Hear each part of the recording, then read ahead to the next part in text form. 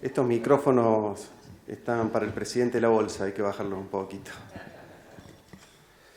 Bueno, bienvenidos a todos. La verdad que después de tanto tiempo sin encontrarnos y vernos las caras físicamente y poder estrecharnos las manos y alguno que otro abrazo también se coló por ahí a pesar de los protocolos, la verdad que realmente lo necesitamos, ¿no? Y nos hace muy bien esto de poder encontrarnos y compartir diferentes espacios de reflexión. Hoy estamos celebrando los 100 años del nacimiento de nuestro fundador, Enrique Lluch, del cual realmente sale todo esto, ¿no? Sale de las cosas que vamos a hablar hoy, sale el espíritu de ACDE, sale todo aquello que queremos transmitir y compartir entre los empresarios. Y creo que desde ahí vamos a partir. No antes agradecer a la Bolsa de Comercio de Córdoba por habernos facilitado el lugar. Normalmente lo hacíamos en algún otro espacio de nuestros sponsors, que es OSDE, a quien siempre agradecemos también. Por cuestiones de protocolo todavía no hemos podido habilitar ese lugar, con lo cual muy generosamente la Bolsa nos cedió el espacio para poder compartir y estar hoy todos juntos acá. También quisiera agradecer a nuestros sponsors que de alguna manera nos acompañan todos los años con su aporte para que estos eventos puedan suceder y seguramente para algunas otras cosas que ahora les voy a contar que desde ACDE estamos organizando, que son OSDE, Promedón, Pucheta, Hospital Privado, Telemercado, Grupo Edisur y Betania. Todos ellos normalmente nos acompañan todos los años para que estas cosas sean posibles. Como todos ustedes saben, la pandemia nos alejó a algunos miembros del equipo de ACDE Córdoba y realmente estamos de alguna manera tristes porque dejaron de compartir con nosotros un montón de cosas, pero también estamos alegres porque sabemos dónde están y desde dónde nos cuidan y desde dónde nos siguen motivando y estimulando para que las cosas nos salgan a todos mucho mejor.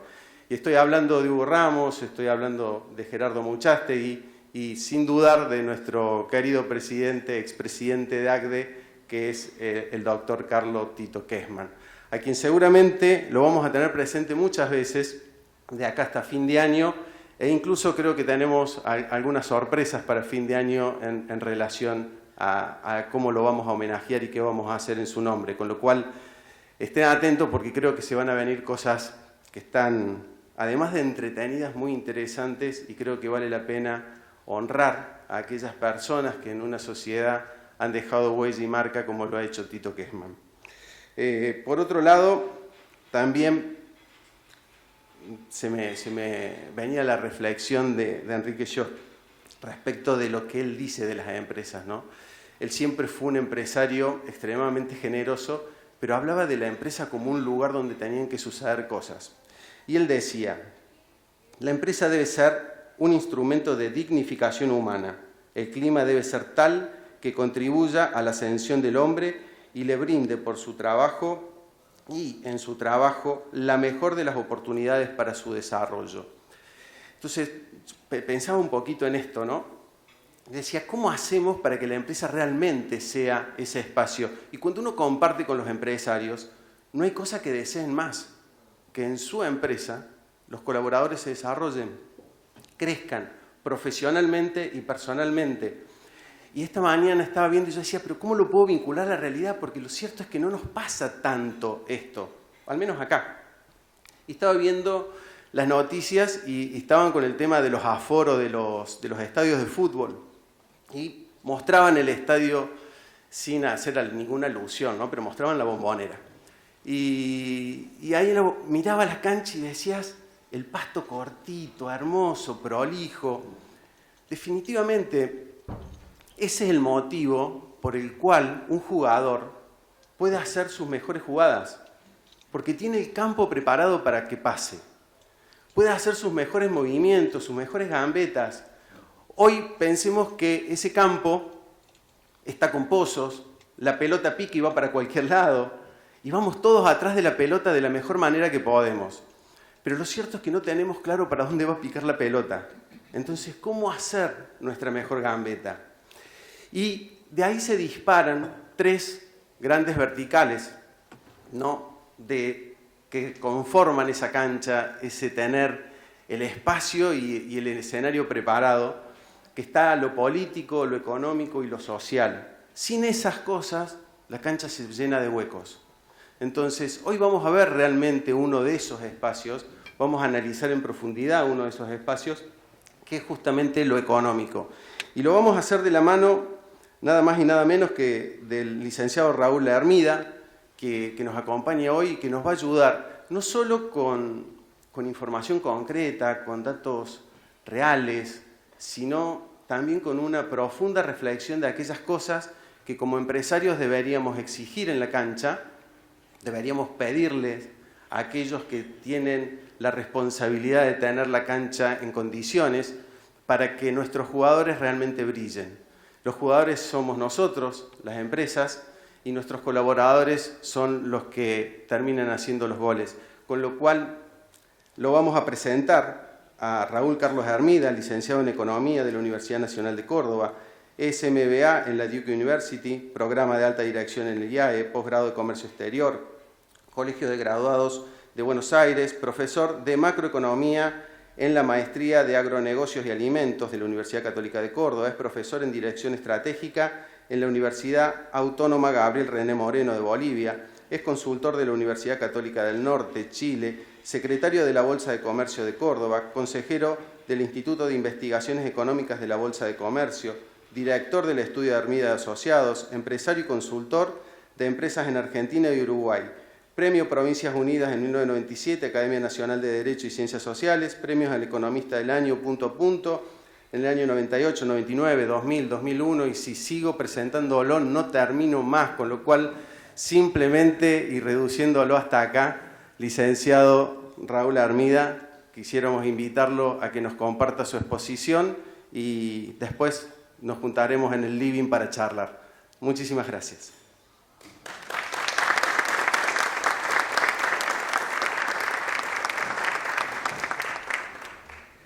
Muchas gracias. Un gusto estar acá y creo que lo primero que pensé cuando César Martínez me invitó fue en Carlos Kessman, que estuvo con nosotros en el Consejo Asesor del Instituto de Investigaciones Económicas de la Bolsa durante mucho tiempo y seguramente nos estará escuchando y a él le gustaban mucho estas presentaciones porque si bien yo no les puedo agregar demasiado sobre lo que va a pasar en el año 2022, por lo menos lo podemos reflexionar en conjunto. Y en primer lugar, lo que quería señalarles era el estado de situación en que se encuentra la Argentina, que ustedes la conocen tan bien como yo, pero vale la pena recordarlo, ¿no? A grandes rasgos, hay una fuerte distorsión en la escala de valores y falta de cohesión social. Creo que, sin lugar a dudas, yo coincidiría con este primer punto del diagnóstico. Tenemos una de las economías más cerradas del mundo, sin competencia, con un bajo nivel de crecimiento porque la mano de obra está desempleada y muy deteriorada en términos de capacidad, en términos de entrenamiento, de lo que decías recién sobre la necesidad de que la empresa sea el ámbito en el cual la persona se desarrolle, necesita educación, capacitación, sin duda. El capital per cápita de Argentina, desgraciadamente, va disminuyendo año a año en las últimas décadas, con un gran deterioro de la infraestructura, y tenemos un país subadministrado e improvisado, con un bajo nivel de innovación, ciencia y tecnología. Además de eso, el deterioro de la gobernanza, corrupción y debilidad de instituciones, pobreza, desigualdad, informalidad, sociedad desencantada y con creciente conflictividad. Por supuesto que también tendría para media hora más en el diagnóstico, pero creo que basta como para ubicarnos en un primer momento sobre lo que está pasando. Yo creo que el desarrollo económico está muy afectado en los últimos tiempos por el ala más radicalizada del gobierno, ¿no? Y ellos piensan en un modelo económico caracterizado por una economía centralmente planificada, ¿no? Con una estructura, no digo soviética, pero sí una estructura centralmente planificada, donde ellos fijan los precios relativos, ¿no es cierto? Le dan muy poca libertad al empresario para que lo haga. Intenta que la propiedad de las empresas más importantes quedan en manos del Estado, vemos muchos casos, el último sería Edenor, y con una estructura jerárquica y autoritaria. Tienen verdadera obsesión por controlar las cadenas de valor y fijar los márgenes de ganancia, ¿no? Después podríamos hablar horas sobre este tema, pero es prácticamente una tarea imposible, ¿no? Cepos de todo tipo, pensión del cambiario, control de precios, trabas a las exportaciones, más impuestos, más subsidios, más impuestos, en un círculo vicioso que no termina nunca, ¿no? Y este modelo que va surgiendo de estas características es un modelo que se caracteriza en lo social por la pobreza, la desocupación, el temor y los subsidios, en términos reales que paulatinamente van disminuyendo año tras año, en términos per cápita. Pero, bueno, el clásico de las economías concentradas y populistas, ¿no? Pobreza, desocupación, ignorancia y temor, ¿no? A veces pienso, ¿por qué lo incorporaron a Aníbal Fernández últimamente al gobierno? Bueno, aunque sea una carga electoral, está apuntando a uno de los pilares de este modelo de desarrollo, donde la población es sumisa, tiene un comportamiento homogéneo, no reacciona. Pero, ¿cuál es el talón de Aquiles de este modelo? El ingreso per cápita. El talón de Aquiles es que los subsidios que se reparten, son más de 19 millones de personas que los reciben, cada vez tienen menos valor adquisitivo. Y eso es lo que los llevó a la derrota en las PASO, de acuerdo a lo que dice González Fraga, y yo coincido con su análisis. Esta gente, el ala más radicalizada, esperan que gane Lula el año que viene en Brasil, piensan que Castillo en Perú se va a acercar al régimen de Maduro cada vez más, esperan un gobierno muy estatista en Chile, pero la realidad no es tan lineal como ellos creen. De hecho, Lula ha conversado mucho con Fernando Henrique Cardoso para llegar a una posición mucho más equilibrada en Brasil si llega a ser presidente el año que viene.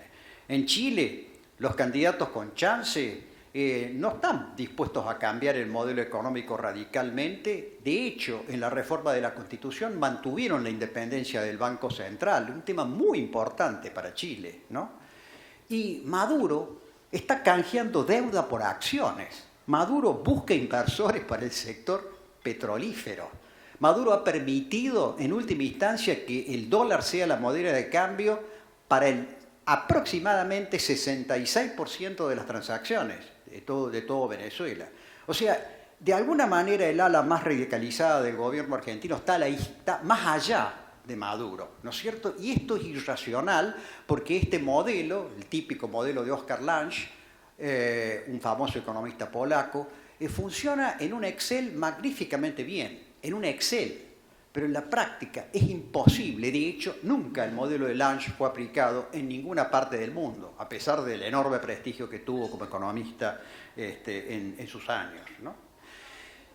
Y bueno, las consecuencias de tanto desvarío son que la Argentina ha perdido posiciones en el Producto Interno Bruto per cápita mundial de una manera realmente preocupante. Esta serie, que está conformada por la de Madison y el Banco Mundial, muestra que en el año 1951, ustedes lo pueden ver allá arriba, año 51, la Argentina estaba entre 145 países de la muestra en el puesto 18.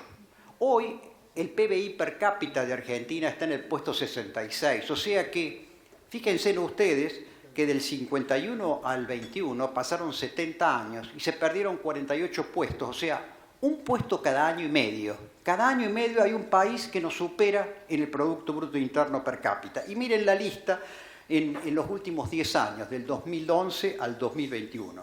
En el 12 nos pasó Chile, Malasia. En el 13, Latvia. En el 14, Turquía, Croacia, Panamá, Turkmenistán. En el 16 Uruguay, Mauricio y en el 18 Rumania, lo mismo que Montenegro y la ex Unión Soviética, son 5 en total.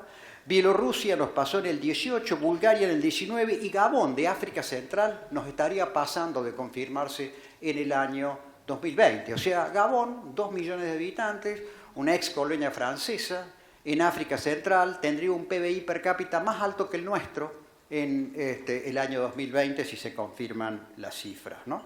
Y si analizamos un poco cómo estamos comparados con esos países que en los últimos 10 años superaron a la Argentina en ingresos, nos encontramos en la primera columna a la izquierda que Argentina tiene la inversión bruta interna fija en porcentaje del PBI más baja de toda la serie. O sea, ningún país tiene una inversión tan baja como la de Argentina, sin considerar la calidad, que en el caso de Argentina es muy mala, salvo excepciones, excepciones espectaculares, pero en general la inversión deja mucho que desear.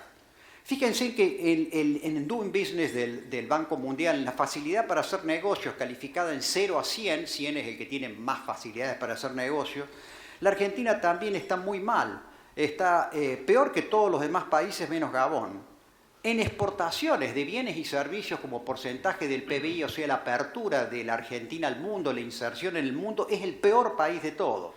Solamente la suma de exportaciones más importaciones representa el 16,6% del Producto Bruto Interno, cuando en países como por ejemplo Rumania representa el 40%, lo mismo que en Panamá, que en Croacia, o el 60% en Latvia, o el 61% en Malasia, por ejemplo. En agregados monetarios, o sea, en el poder que tiene el sistema financiero de financiar y de promover el crecimiento, la Argentina, salvo Gabón, tiene el nivel más bajo de agregados monetarios sobre Producto Bruto Interno, apenas el 28%. En usuarios de la web estamos más o menos bien. En inseguridad alimentaria es el peor país de todos.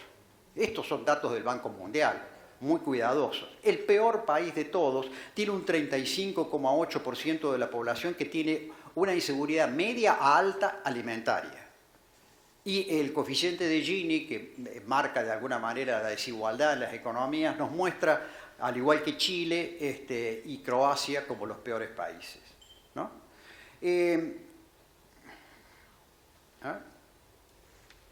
A ver. No, perdón, lo que pasa es que me apuré demasiado.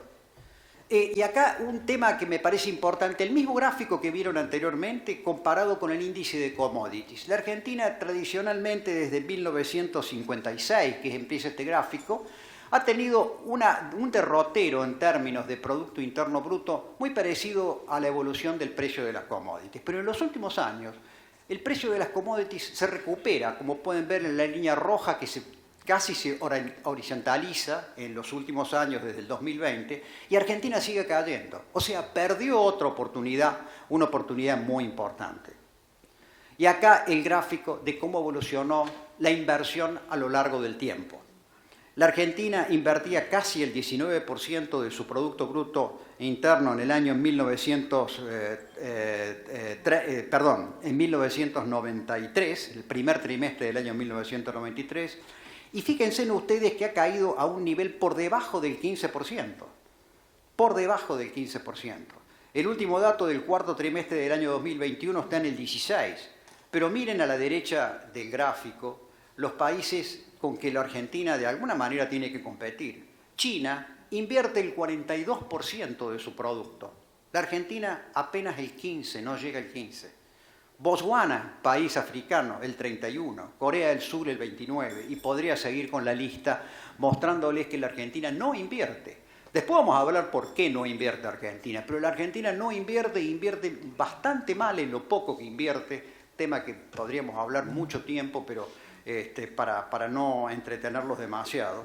Mostrarles de alguna manera cómo ha evolucionado la inversión bruta interna fija en Chile respecto al Producto Bruto Interno. Chile siempre ha tenido una inversión de alrededor del 22-24%. Colombia empezó muy abajo, pero está en los mismos niveles de Chile, 21%. Perú está en el 21,4%, promedio de los últimos años, fíjense en las últimas 2 décadas, década y media. Argentina, acá lo tienen. Venimos cada vez peor. No solamente que estamos mal, sino que la tendencia es que empeoremos, porque si yo proyecto esta línea azul que ven abajo, la Argentina apenas está en el 13%, ¿no? Y podemos tener hasta Bolivia está mejor que nosotros, Brasil está mejor que nosotros, Paraguay está mejor, Guyana inclusive. Podría seguir Uruguay también, podría seguir más. Y acá, en este gráfico, combino las dos variables. ¿Cuál es el grado de apertura de la economía argentina en el eje vertical? ¿No es cierto? Acá en el eje vertical, los países que están más arriba son los países que están más abiertos y más insertos en la economía mundial. Los de más abajo, caso de Argentina y Brasil, son los países con economías más cerradas, poco competitivas, que no venden al mundo, que no se insertan en el mundo. Y por otro lado, ven en el eje horizontal cuál ha sido la tasa de crecimiento desde el año 1997 al año 2019, 23 últimos años. La Argentina en los últimos 23 años creció el 10%. El 10%.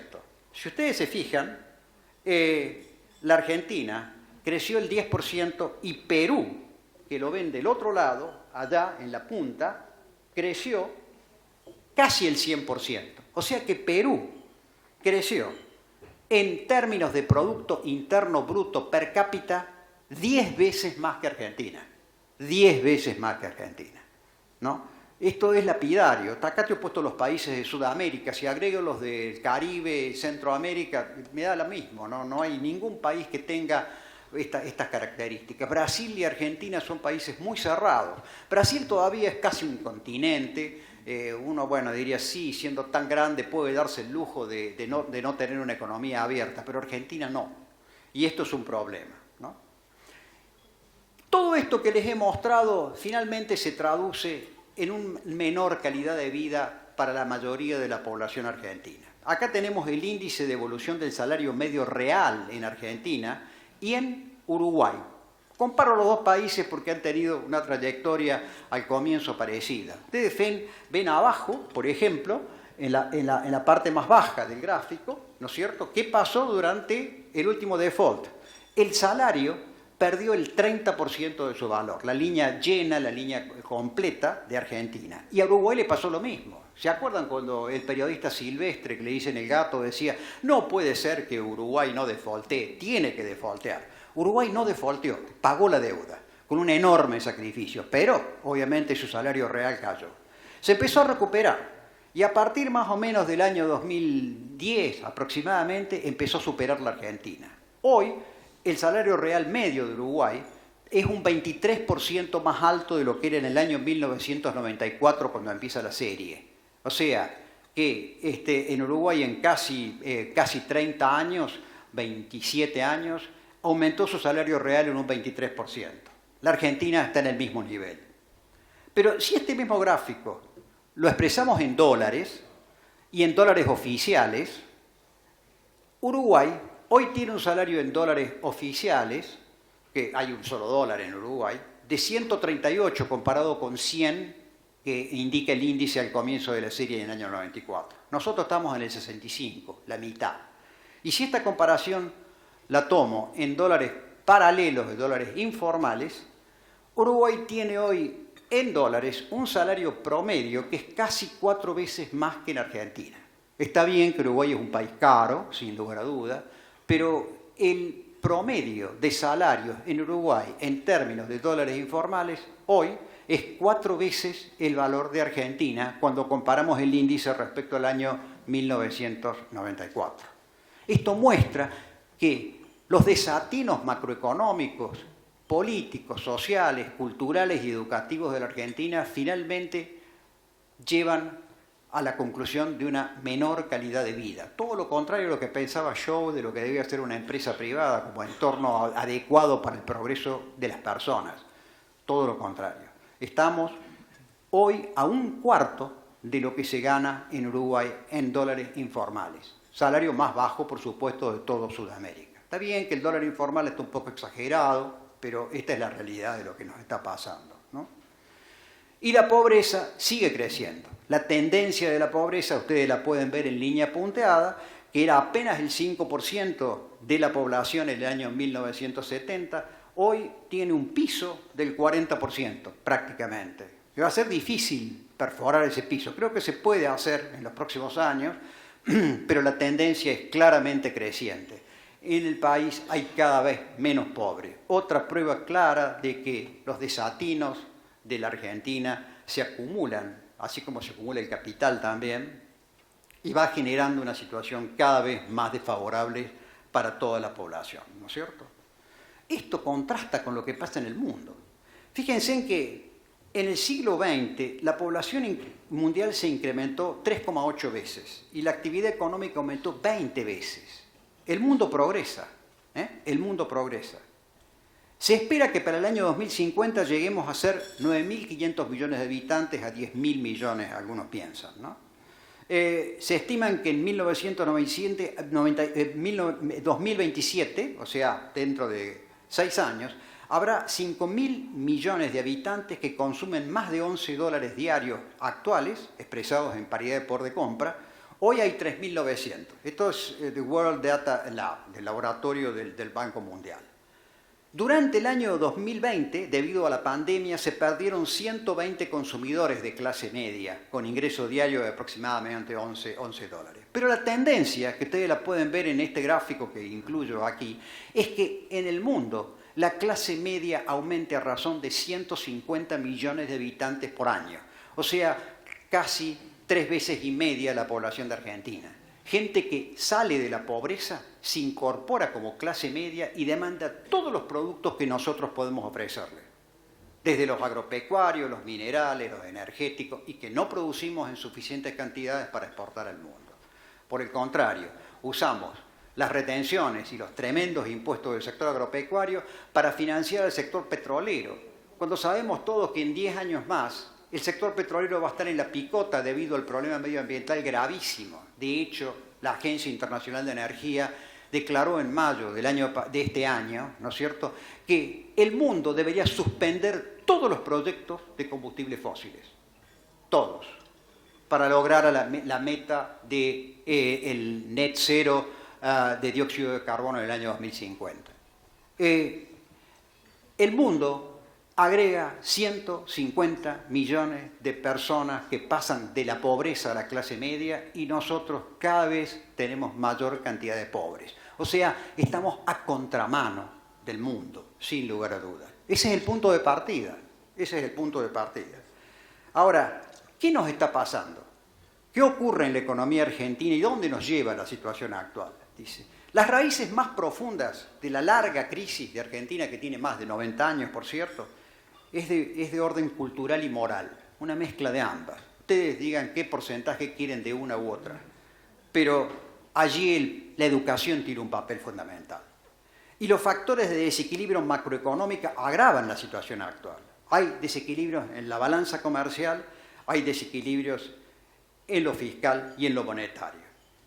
Para poder cambiar esta historia es imprescindible, como dice Manuel Tagle, muchas veces lo he repetido acá, es imprescindible que logremos un cierto equilibrio macroeconómico, si no es imposible hablar de educación, imposible hablar de corrupción, imposible hablar de futuro, de cambio cultural y educativo, si por lo menos no tenemos un mínimo de equilibrio macroeconómico básico que nos permita pensar y no estar todos los días a los saltos pensando cuánto va a estar el dólar la semana que viene.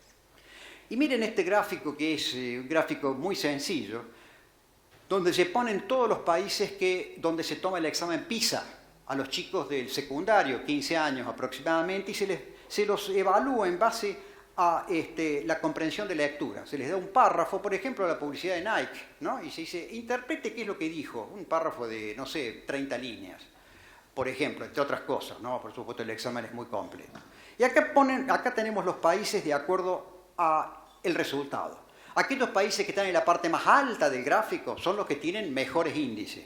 Inclusive cuando yo preparé el índice el gráfico tapé con la parte de arriba a Shanghái. Shanghái tiene un índice de 600, el más alto. Es increíble, ¿no? Y también, para poder comprender los países dentro del gráfico, saqué algunos que desbordan a la derecha o a la izquierda, ¿no? Mejor dicho, a la derecha.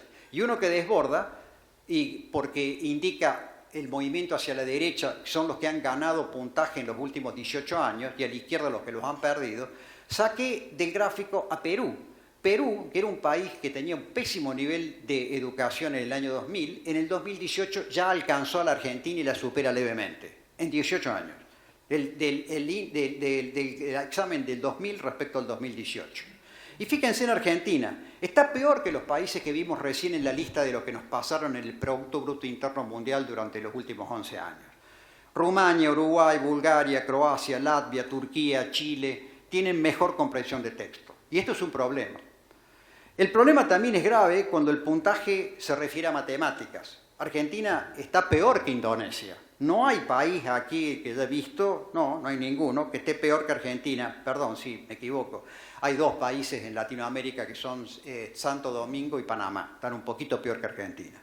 Pero Argentina está muy lejos en puntaje de matemáticas respecto, por ejemplo, a Croacia o a Uruguay o a Montenegro, a Chile. Y fíjense en cómo han mejorado Latvia, Turquía, Montenegro y Chile, que están bien a la derecha. Han ganado en promedio unos 35 puntos del puntaje total sobre 600 en los últimos 18 años entre el examen del 2000 al 2018. Y si lo vemos en el puntaje de ciencia, Argentina está un poquito mejor. Acá por lo menos superamos a Indonesia, estamos en el mismo nivel de Brasil, pero Brasil, como ustedes pueden ver, ha mejorado más que Argentina, ¿no es cierto? Un poquito más, Argentina ha mejorado un poquitito en los últimos 18 años y esto es un aliciente, por lo menos en ciencia estamos un poco mejor. Esta es la raíz del problema de Argentina.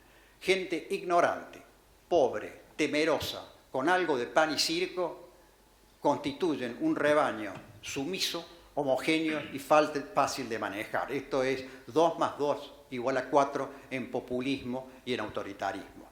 Y fíjense en ustedes que la ignorancia cumple un rol muy importante, no solamente en el mercado de trabajo, sino también en la política.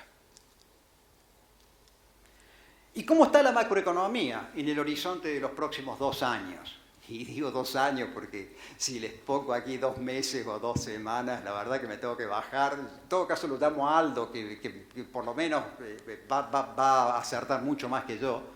Pero pongamos 2 años, 5 años, ¿no? Tenemos una ventaja, una pequeña ventaja.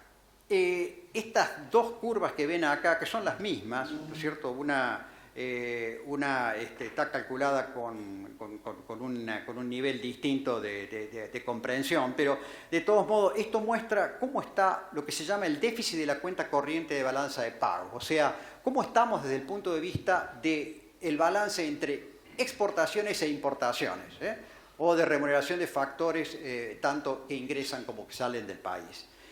Y Argentina, en el año 2017, con el gobierno de Cambiemos, tuvo, sin lugar a dudas, en este gráfico que es más comprensible de la derecha, tuvo el peor resultado de cuenta corriente de su historia, lamentablemente.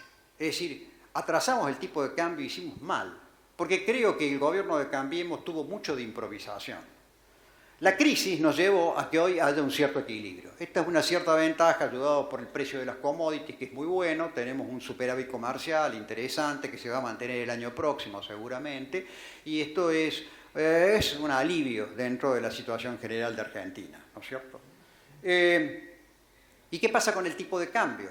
Bueno, acá tienen el tipo de cambio de un conjunto de países que los elegí justamente para eso, tomando como base el año 1995, enero de 1995, y fíjense en ustedes, no enero, sino todo el año 95, igual a 100, fíjense en la línea azul, gruesa, es el nivel de Argentina. Argentina tiene un tipo de cambio real, ¿no es cierto?, que está más alto que el resto de los países comparado con el año 1995. Está por debajo de Brasil, que es la línea más alta de todas. El real ya está en 5,5 y un poco más. Pero, digamos, no tenemos un atraso del tipo de cambio oficial tan importante. Hay cierto atraso, pero todavía no estamos tan atrasados en ese sentido. Sin embargo, cuando analizamos este mismo gráfico, pero en términos del tipo de cambio informal, fíjense en que el tipo de cambio informal es más alto que durante la crisis del default. Ustedes pueden ver la crisis del default acá, este es el tipo de cambio, este es el tipo de cambio de hoy, ¿no es cierto? Antes que el precio de la construcción alcanzara a la devaluación del cambio informal, construir en Argentina, bueno, realmente... lo dijimos en el año 2002, cuando yo era director del CEDIN también. Pero obviamente esto no nos lleva a nada. Esto nos lleva a una situación caótica como la que tenemos hoy. El tipo de cambio informal está tremendamente alto, comparado con cualquier otro país, incluyendo el real. ¿No es cierto? De todos modos, el sector externo todavía hasta cierto punto es manejable, no es el gran problema de Argentina en lo que se refiere a la macro. Sí lo es, y yo diría que la madre de todas las batallas, que ahorita están de moda esa expresión, el sector fiscal. Argentina tiene una situación fiscal espantosa. En el 76% de las últimas 5 décadas, Argentina ha tenido déficit fiscal. Y últimamente ese déficit fiscal es muy alto.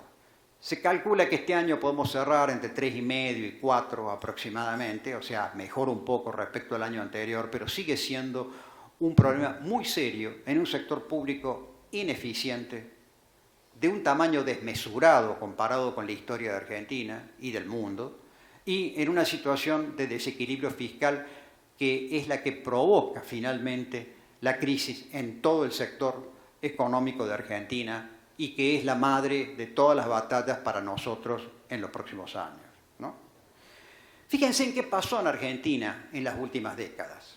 En la década de 1980 intentamos financiar ese déficit fiscal que es tremendamente negativo para Argentina con emisión monetaria.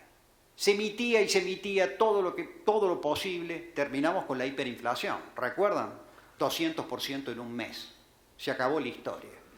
Llega Cavallo, plan de convertibilidad, no hay más emisión monetaria, el tipo de cambio 1 a 1 y empieza a endeudarse el país. Se endeuda durante toda la década del 90 y termina en un gran default.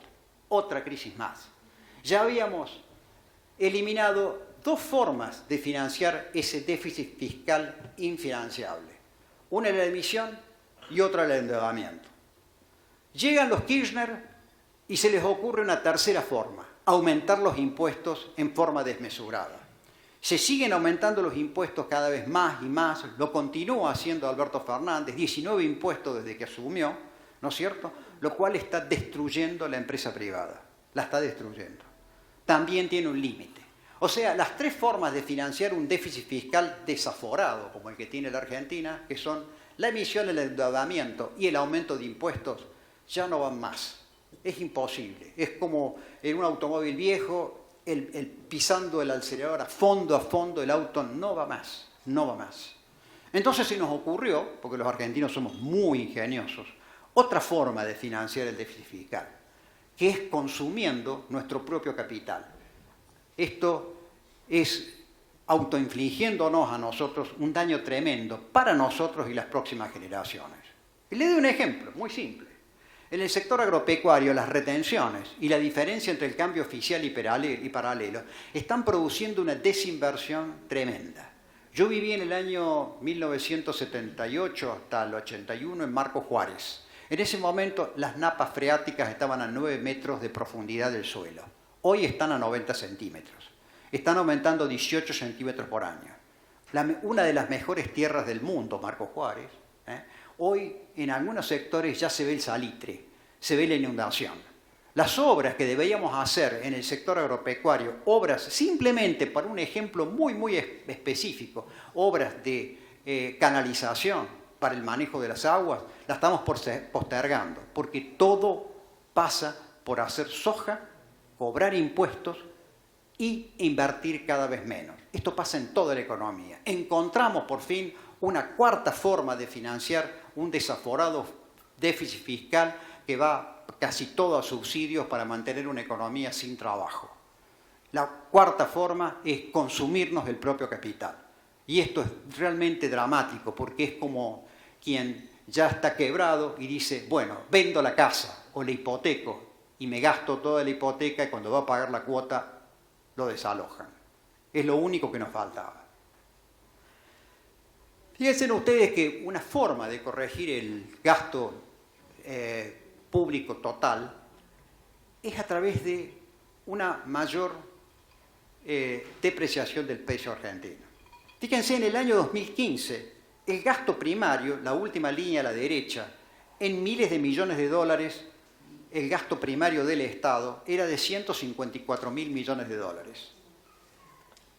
Cuando se produce la devaluación del 25 de abril del año 2018, ustedes recuerdan, después de uno de los tantos errores del impuesto a la renta financiera, de la discusión con Sturzenegger, hay una tremenda devaluación. Eso llevó a que en el año 19 Macri entregara un sector público con un gasto de 83.000 millones de dólares. Como efecto fundamentalmente de algunos ajustes que se hicieron, sí, que vienen bien, pero básicamente como consecuencia de la devaluación del tipo de cambio. Esta no es la forma de reducir el gasto público. El gasto público se reduce de otra manera, no con esto. Pero en la desesperación, en una Argentina casi quebrada, llegamos a los 83.000 millones.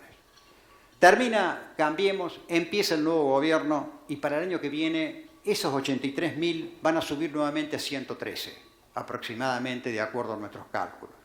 Es decir, volvemos nuevamente a aumentar el gasto público en dólares, lo cual es el peor veneno para la economía argentina en este momento, ¿no es cierto? Y acá les puedo mostrar, por ejemplo, para no ir a tanto detalle, cuál es la presión fiscal que tienen las empresas en el mundo y en el trabajo que hace la gente de PricewaterhouseCoopers juntamente con el Banco Mundial. Argentina, después de la isla de Comoros, lo habrán sentido muchas veces, tiene una presión fiscal sobre el margen bruto de 106%. O sea que el que no evade o elude desaparece en corto plazo de tiempo. No puede pagar los impuestos. Imposible. ¿No es cierto? Compárenlo, por ejemplo, con Chile, que tiene una presión del 33, contra 106 de Argentina, Paraguay del 35, el mundo en promedio 40,5, y el que más se acercaría a la Argentina es Bolivia con una presión fiscal del 83, pero no del 106. Esto es destruir las empresas. Es otra forma de consumir el capital al que hice referencia recién para financiar el déficit del sector público. Es otra forma de repartirnos el capital que tiene el país en un grupo enorme de gente que no encuentra trabajo y que si no tiene el subsidio del Estado muere por inanición. Exagerando, por cierto. Y además también tenemos otro problema en el tercer rubro. Habíamos hablado de la cuenta corriente de balanza de pago del sector externo, hablamos de la situación fiscal. Hagamos una muy breve referencia de la situación monetaria.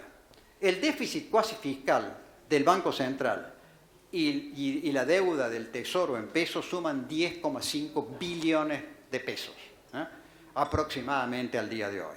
Base monetaria 2,9, LELIQ y PASES 4,3, deuda del Tesoro en manos privadas 3,3, nos vamos a casi 10,5 billones.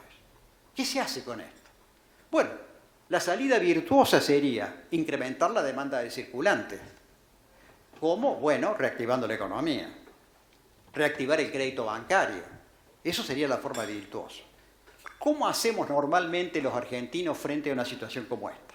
Bueno, licuamos los pasivos, reestructuramos la deuda, o vamos directamente al default y en el peor de los casos, volviendo nuevamente al sector más radicalizado de los economistas del actual gobierno, vamos a la nacionalización de la banca y el comercio exterior. Y ahí, por supuesto, en ese caso es más fácil licuar los LELIQ, los PASES y todo lo demás. No les estoy diciendo que esto vaya a pasar, sino que digo, esto es el panorama que enfrentamos en los próximos 2 años si no cambiamos el rumbo en el cual estamos yendo, porque estos 10,5 billones aumentan tremendamente como consecuencia de los intereses sobre las LELIQ y los PASES, la deuda del Tesoro, que tienen una tasa de interés muy alta como única forma de mantener un equilibrio precario, absolutamente precario, pero necesario para que esto no termine en el barranco.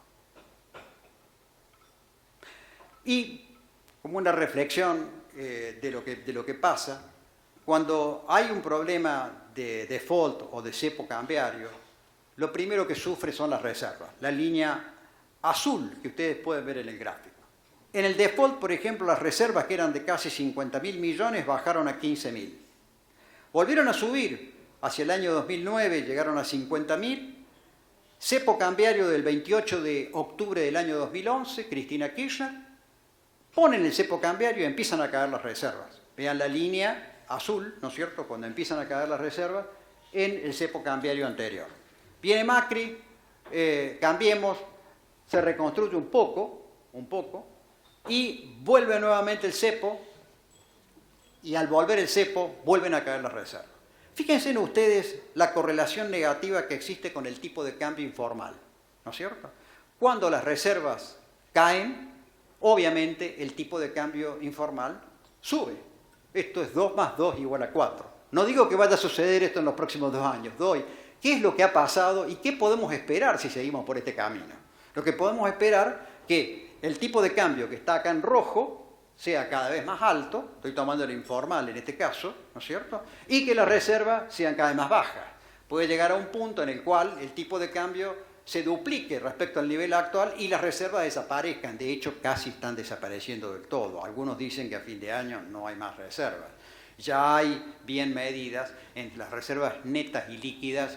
Es una situación muy complicada, sobre todo por las líquidas. Y si el Banco Central dice, voy a vender el oro, y yo les digo, el tipo de cambio puede irse bastante arriba. Estamos en una situación complicada. Se están cruzando las líneas nuevamente, ustedes lo pueden ver, hacia fin de año, y esto es peligroso porque la historia muestra que no se puede ir contra la ley de gravedad. La ley de gravedad existe y es imposible vulnerarla. Y si parto también del tipo de cambio informal, tengo una correlación inversa con lo que se llama el M3, o sea, los agregados monetarios, el grado de monetización de la economía, el crédito para la economía argentina. Cuando el tipo de cambio informal sube, cae el M3, cae la monetización real, estamos hablando en términos reales, cae por la inflación fundamentalmente. El tipo de cambio informal alto lleva a inflación elevada que hace que los saldos monetarios en términos reales sean cada vez más bajos. Y lo pueden ver acá también. No me pregunten qué puede llegar a pasar en los próximos meses, simplemente miren la historia y saquen conclusiones ustedes. Y por último, ¿qué pasa o qué relación hay, ¿no es cierto?, entre los agregados monetarios, en este caso el M2, y el índice de precios al consumidor? Fíjense acá que saquemos de por medio el tema del gobierno de Cambiemos, porque ahí está, ¿se acuerdan? Algunos factores, sería muy largo explicarlo, pero algunos factores que distorsionaron la relación. Pero en el resto, desde el año 2011 hasta el momento, ustedes ven que hay como una correlación negativa entre agregados monetarios nominales, en este caso no estoy tomando los reales, y el IPC, nominal por cierto, ¿no es cierto? ¿Qué indica esto? Que hay un desfasaje. Que si hoy seguimos aumentando con la maquinita el volumen de activos monetarios nominales, ¿no es cierto?, al cabo de 6 meses, un año, se traslada a precios. Y esto es matemático. Si yo desfaso estas dos líneas, las van a ver que se correlacionan.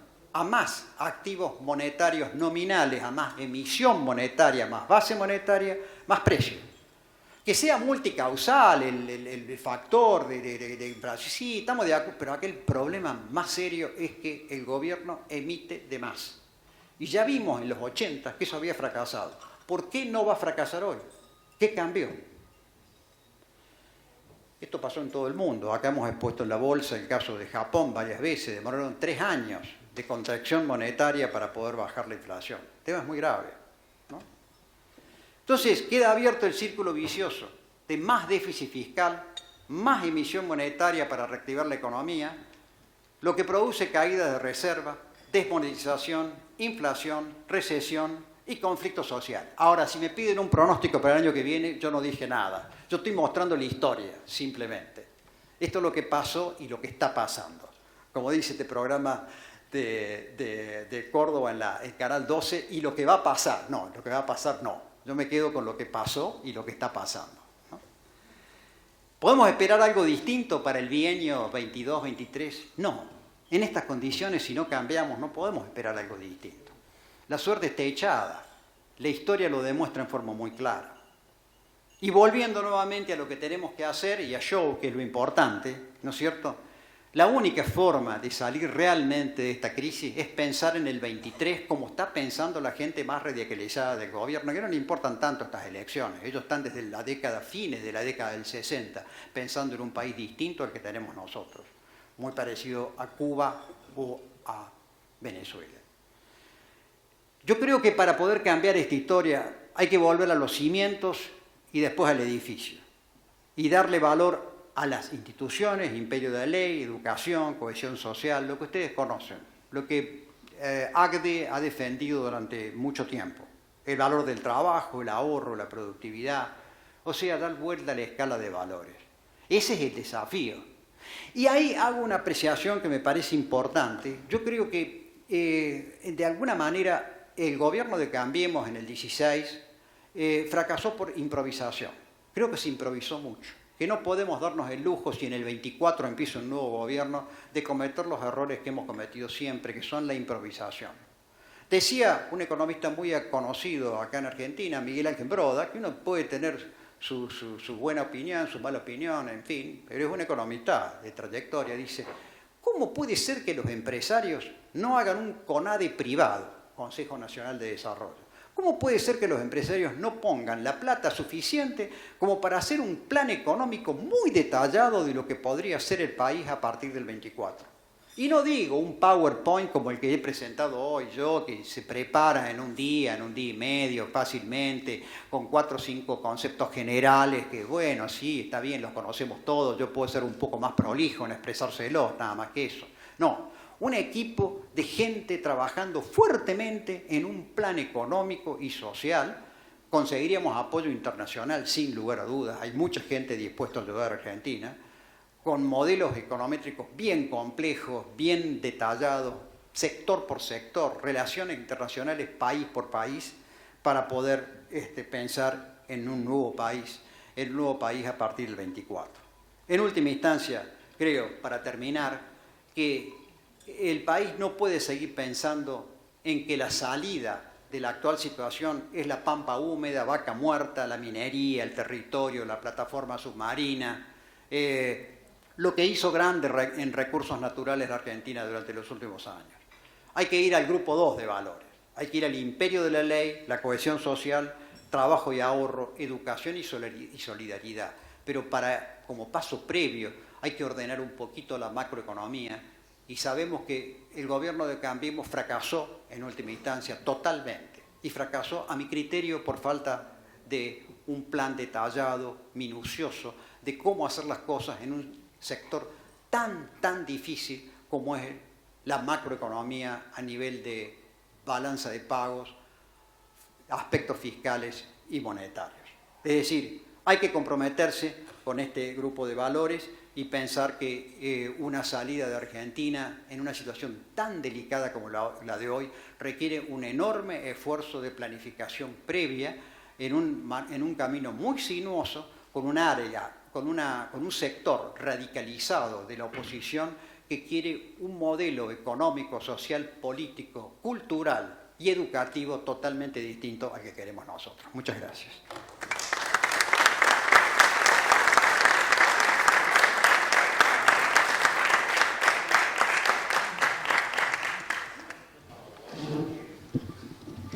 Muchísimas gracias, licenciado Raúl Armida. Ahora sí nos vamos a sentar un ratito para hacerles algunas preguntas.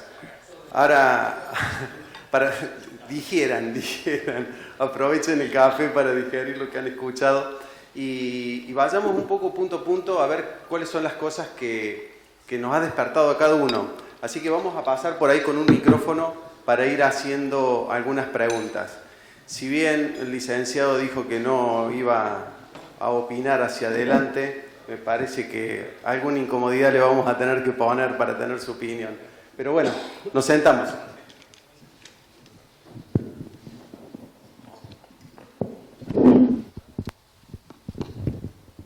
Bueno, licenciado, empecemos. Cuando haya alguna pregunta, por favor, levanten la mano. Arrancamos por allá. Bien, Gori. Raúl, te agradezco. Una conferencia realmente brillante, muy buena. Y como te conozco, me animo a hacerte una pregunta y sacarte un poco del tema, ¿no? Del tema económico me refiero. Pero vos has abarcado o te has metido en temas mucho más profundos que la economía en esta charla que has dado, y por eso es tan interesante, ¿no? Todas las propuestas que vos haces para poder recuperar el país, ¿no? Son propuestas muy duras de llevar adelante. Y necesitas una sociedad que te acompañe. Y si necesitas una sociedad que te acompañe, también necesitas líderes que sean capaces de conducir esa sociedad, ¿no? Y me parece que ese es el gran problema que tenemos. No tenemos líderes o yo no lo advierto por lo menos, líderes que sean capaces de conducir una sociedad en un proceso de gran sacrificio que hay que hacer para salir adelante, ¿no? ¿No te parece que es un gran problema? Sí, Gori, ¿esto funciona? ¿Me escuchan? Hola, hola. Sí, fíjate vos que el otro día leía que se están yendo aproximadamente 100 personas por día de Argentina, todos, la mayoría muy jóvenes, bien preparados, que se van del país, ¿no? Se van del país definitivamente y ayer a la tarde me decía una señora que trabaja en casa, ahí en la zona del barrio donde yo vivo, dice, mi hija que se acaba de recibir de arquitecta, o se está por recibir ahora, está pensando en irse del país. Y claro, estamos perdiendo líderes muy, muy valiosos para poder hacer el cambio. Y ahí te hago una reflexión, que también creo que vale la pena mencionarla, que me hacía, vuelvo a reiterar a nuevo Broda la vez pasada, decía, un econometrista en Argentina, trabajando en el DITELA o trabajando en las mejores universidades, San Andrés y demás, está cobrando aproximadamente $1.500 por mes, ¿no? $1.500. En Estados Unidos, ese mismo econometrista cobra $15.000 por mes, ¿no es cierto? Te estoy hablando de gente muy capacitada, muy entrenada, muy arriba, verdaderos líderes, gente muy capaz, que dicen, y bueno, yo puedo, en el mejor de los casos, hay pocos econometristas en la DITELA o en la San Andrés o en las principales universidades de Buenos Aires, acá en Córdoba ni a hablar, dicen, y bueno, ¿qué estoy haciendo acá? Él por 1.500 contra 15.000, y esto está pasando cada vez más. Digo, de los que no son arquitectos y manejan un taxi, que hay muchos. Estamos perdiendo la materia prima fundamental, la gente joven, que es la que tiene que hacer el plan al que yo me refería recién con alguna fuerza en el sentido de salir adelante. Se necesitan líderes, pero no solamente economistas. Acá se necesitan líderes en el sector educativo, en todas las áreas. O sea, hoy en día, esto me hace acordar el libro de Liachi Gershunov, El ciclo de ilusión y desencanto, ¿no es cierto? O me hace acordar al otro libro de Mora y Araujo, La Argentina bipolar. O a Ricardo Rojas, cuando escribe su libro Breve historia de un largo fracaso sobre Argentina, ¿no es cierto? Y ellos mencionan, en los tres casos, mencionan el tema del liderazgo como algo muy importante. Del otro lado, los que quieren el país mucho más populista y sometido, ¿no es cierto?, más cerrado, preparan líderes y tal vez los preparen en algunos casos, en forma brillante. ¿Nosotros qué hacemos? ¿Qué hace el empresariado argentino? ¿Qué hacen los sindicalistas que también quieren un país donde haya trabajo? ¿O qué hacen los intelectuales, los periodistas? ¿Qué hacen la gente sana del sector público, que los hay y son muchos, para generar un modelo distinto? Y ese es el gran drama de Argentina. Tenemos un inmovilismo total. Nos han anestesiado con pobreza, ignorancia, miedo. No sé, esta declaración de Nick causa preocupación.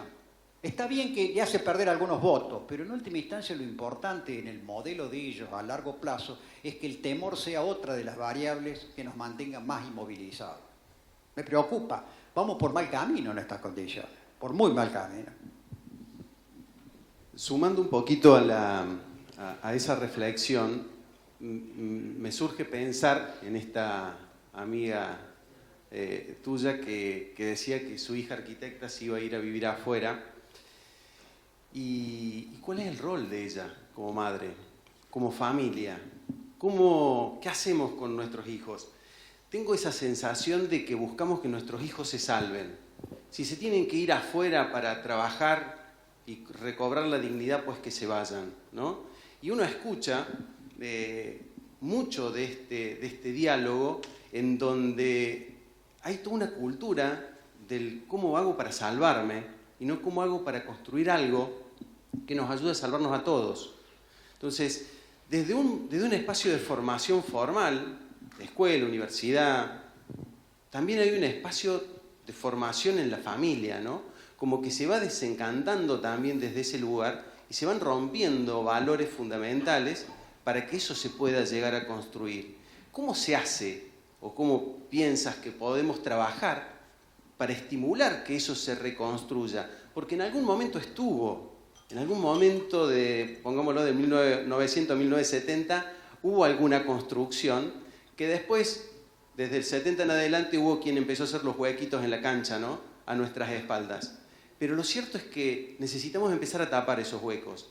Y la familia y la educación son como dos centros fundamentales. ¿Cuáles podrían ser esas acciones o esos pilares para desarrollar un nuevo concepto y dejar de expulsar a los buenos para quedarnos con los que no tienen la capacidad? El que se queda no es porque no se quiera ir, es porque no puede irse. Entonces se termina conformando con lo que hay y los líderes nuestros van a terminar saliendo desde allí. ¿Cómo hago para cambiar esta realidad? Bueno, yo dije varias veces, creo que, no sé si lo mencioné recién, que una gran ventaja para lograr ese cambio de sociedad a la que te refieres es que nosotros por primera vez en la historia tenemos un nivel de información único en el mundo a través del celular inteligente, a través de la pantalla de DirecTV. La gente recibe información y ve que al mismo tiempo el subsidio per cápita que recibe es cada vez más bajo y tiene menor capacidad adquisitiva. Y contrasta ambas cosas. Por eso perdieron las PASO, fundamentalmente, según dice Rosendo Fraga. Después vino, sí, los errores de Alberto Fernández y demás. Y pueden perder a lo mejor probablemente la elección de medio término. Eso es una ventaja a favor. La otra, creo, lo dije recién, es que no podemos seguir improvisando. No podemos decir, bueno, llegamos, ganamos las elecciones en el año 2023, ahora, bueno, por fin, no, por fin nada. Este problema no se soluciona liberando el tipo de cambio, tapizando la liberación del mercado de capitales y cambiando con un par de cachetadas la macroeconomía en forma improvisada. Esto requiere un estudio previo muy, pero muy, muy detallado de mucha gente trabajando en una Argentina diferente. Y creo que hay materia prima suficiente, pero muchísima gente capaz que pueda hacer la tarea, gente joven que hoy en día no tiene futuro y que se habría que convocarla para que piensen en la Argentina del 24 en adelante. Creo que es la última chance que nos queda, ¿no? Hace una pregunta. Sí, buenos días.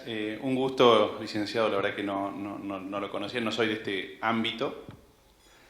Yo le quería hacer una pregunta, considerando los dos grupos de valores que usted mencionaba al final de la conferencia, pensando en un joven líder ideal, que tal vez no exista, pero podemos pensar en eso, ¿usted lo alentaría a que de cara al 22, 23, 24, el 50, se mete en política o que se continúe su liderazgo por un ámbito privado o un ámbito académico? No, sin lugar a dudas que la solución es política. No hay ninguna duda de ello, ¿no? Yo creo que, supongamos, vamos a poner mi caso, que mi hijo me dijera, bueno, mirá, papá, me voy a dedicar a la política. Y yo debería apoyarlo 100%, que se dedique a la política si lo hace con honestidad y seriedad, por cierto. Creo que por ahí está la solución. Tenemos muy poca gente joven que se dedica a la política, muy poca gente.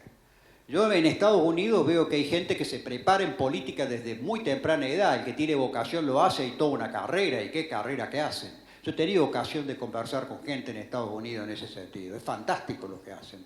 Creo que por supuesto, pero no es solamente, como decía antes, la tarea de los políticos. Aquí hay que reunir en un mismo grupo a políticos, empresarios, sindicalistas, hombres de prensa, hombres del pensamiento, gente de las universidades. Hay que reunir mucha gente en distintas áreas. La económica es la menos importante, en áreas como la educativa, aspectos que hacen a la estructura política, al federalismo, para hablar de uno de los tantos temas, ¿no es cierto? Lo del federalismo es un horror en Argentina. O sea, hay gente que tiene que ponerse a pensar, analizar, agarrar un Excel, pero además recorrer también, tiene que visitar, analizar, ver, abrirnos al mundo.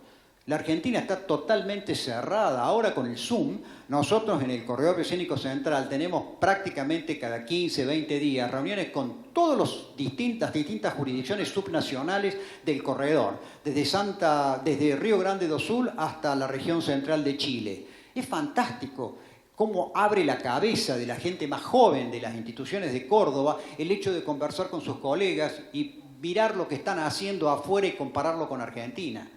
La Argentina necesita un liderazgo de muchos sectores, de mucha gente, muchos especialistas. Acá los economistas, la economía sale sola si lo otro se soluciona. Hacen falta algún economista de vez en cuando, pero lo mucho más importante son aquellos líderes sociales, políticos, usted mencionó lo de la política, ¿no es cierto?, que impulsen, que motiven, que generen, que arrastren gente para trabajar en temas tan importantes como los que estamos enfrentando. La economía es lo de menos. ¿Alguna pregunta más? Yo me quedo con esto, Raúl, de que hay que formar espacios nuevos o fortalecer espacios existentes. En un par de experiencias en estos últimos 3 o 4 años me he encontrado con gobiernos municipales y provinciales con esta intención de decir en qué tenemos que formar a la gente para que pueda tener trabajo. Hay como una desorientación o como una necesidad de generar inmediatez en los procesos de aprendizaje para que cobre valor casi político el tema, ¿no?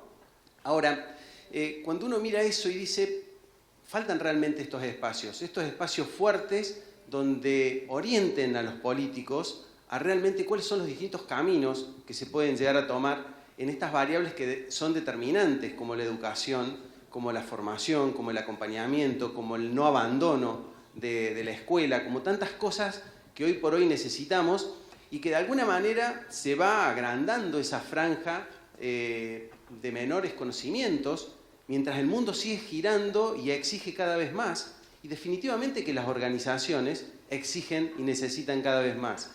Pero nuestra gente no está preparada ni formada para eso. Entonces, realmente me llevo esto de decir, tiene que haber espacios en donde nosotros podamos colaborar, podamos articular este conocer, porque los empresarios saben perfectamente qué es lo que hace falta, porque saben qué les hace falta a ellos. El tema es, ¿dónde lo dicen? ¿Cómo lo dicen? También me parece que hay un poco de silencio por parte de los empresarios, tal vez basados en el temor, tal vez en alguna persecución, tal vez podríamos poner muchos escenarios de por qué mantenemos ese silencio. Pero lo cierto es que el empresario es el que tiene la verdad sobre qué formar. Y una última, como sugerencia, ¿qué nos sugerís a ACDE para trabajar en los próximos 2 años? A ACDE creo, y vuelvo de nuevo a Carlos Vito Kessman, ¿no?